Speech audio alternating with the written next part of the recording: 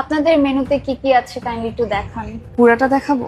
কি দেখাবেন? যেটা দেখতে চাচ্ছিলেন দেখান। দেখাচ্ছি তো, দেখেন। কি দেখাবেন? যেটা দেখতে চাচ্ছিলেন। মেনুর কথা বলছিলাম। আমিও তো মেনুর কথাই বলছি।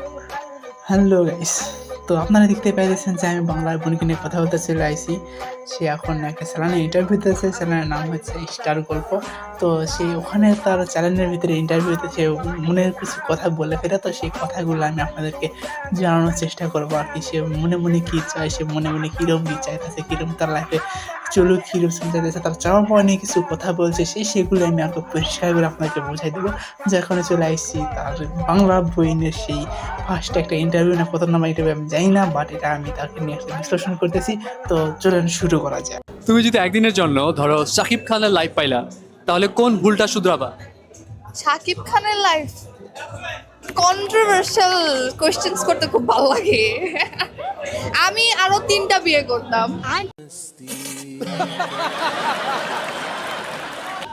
সেটা হচ্ছে আমি নিজেকে বিয়ে করতাম, আমি তো অবভিয়াসলি থাকতাম, আর এছাড়া দুবাইয়ের কোনো শেখের মেয়ে আর বিল গেটসের মেয়ে।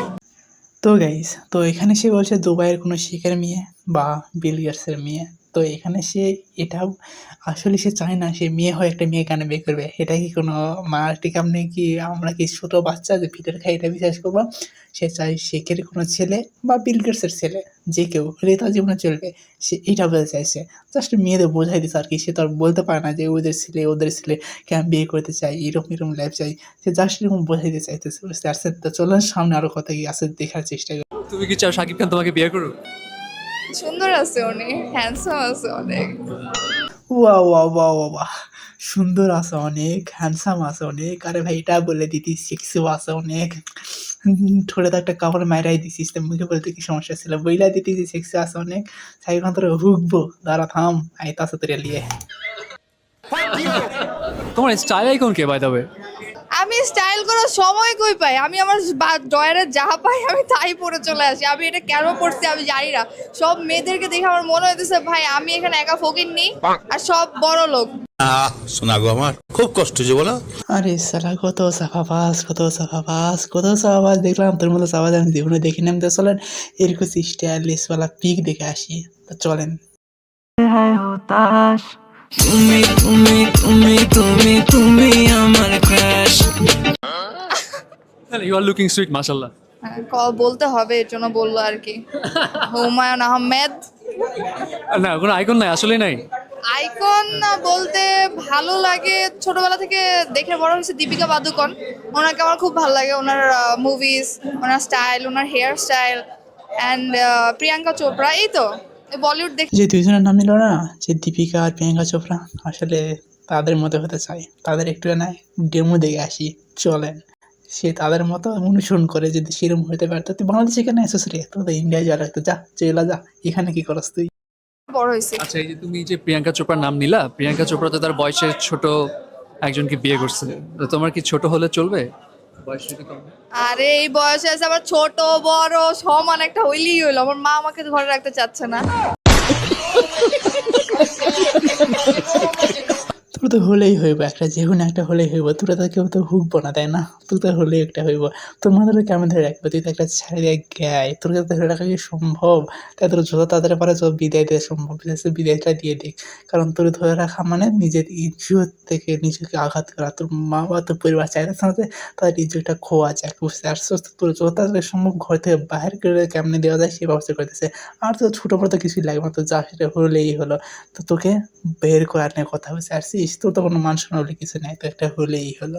আচ্ছা, আমি না কয়েকজনের নাম বলবো, তোমাকে এই কয়েকজনের মধ্যে একজনকে নাগামরিচ খাওয়াইতে হবে, একজনকে ডিম খাওয়াইতে হবে, ঠিক আছে? সো ফার্স্ট যাদের নাম বলবো তাই হচ্ছে সালমান খান অ্যান্ড ইমরান হাশমি। ইমরান হাশমি ডিম আর সালমান খান নাগা। ওয়াই ডিম কেন? কারণ ওকে আমি ডিম বয়েল করে ডিম পোস্ট করে ও যেভাবে যায় সেভাবে খাওয়াতে পারি। এটা কি ডিম কি র খাওয়ানোর কথা ছিল? হ্যাঁ ওইটা। আর নাগা ও সালমান খান। কেন এমন ভাবে বললা নাগা সালমান খান? দূর সহ্য হয় না। Imran Hashmi is a Imran Hashmi. আমি তো জানতাম সে ইমরান হাশমি চুজ করবে, কারণ ইমরান হাশমি তো ইমরান হাশমি জানে। ইমরান হাশমিকে কে না চিনে, তাদেরকে আমি কিছু ডেমো কি এখানে শো করবো নাকি? তো যাই হোক, দেখেন একদিকে সালমান খান, সে কোনোদিন কোনো মেয়েবাজি করে নেয়, কোনো মেয়েকে ট্রাস্ট করে নেয়, সে একদম ফুল পাথর ক্লিন আছে। দেন তারা তো চুজ করে না, সে চাইছে ইমরান হাশমি